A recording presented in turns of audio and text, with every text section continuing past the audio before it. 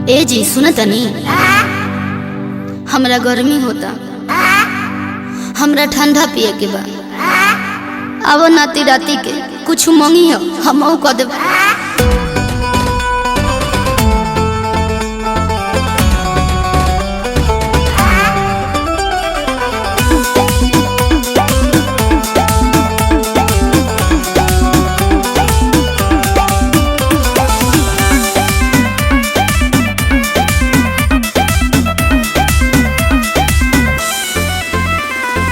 काहे के लोला लटकलू ए रानी, उल्टा बोलेलू जब कुछ कहता नहीं।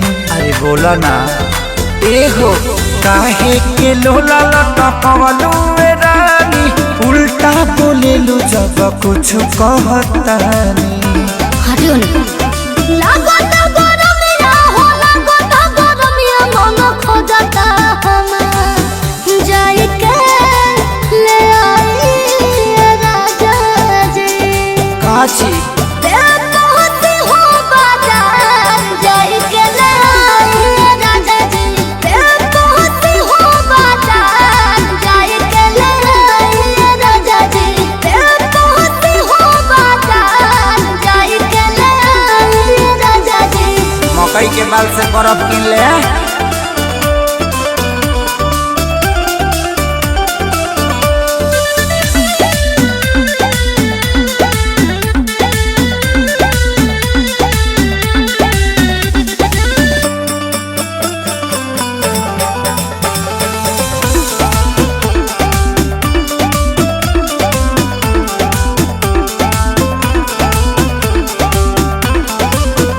पता बाटे की दिक्कत बाबरा, नींबू पानी के लेला सहारा।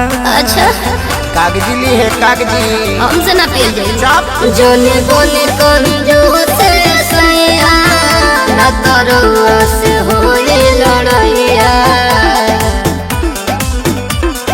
मैं होने के बात अपन होने के बात पे कोई विचार हना जाई के ले आई राजा जी। रहे दे ते पहुंची हो बाजार जाई के ले आई राजा जी। ते पहुंची हो बाजार जाई के ले आई राजा जी। ते पहुंची हो बाजार जाई के ले आई राजा जी। मान जाना, हटियो ना तू गरम उतरू की खिसिया तरू।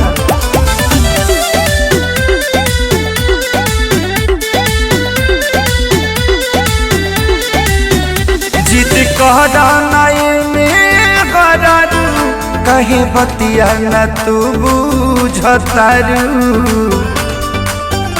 सुनतरू एक सारे पर का सवारो जी, रोज रोज रोवा बोला ताने झूठ जी। बोला हाँ तो सुनी ना, पहिला कुछ हम पहिला कुछ रोवा हो जाला भाई जाए के ले आई राजा जी। दिक्कत बा ते पहुंचे हो बाजार जाए के ले आई राजा जी। ते पहुंचे हो बाजार जाए के ले आई राजा जी।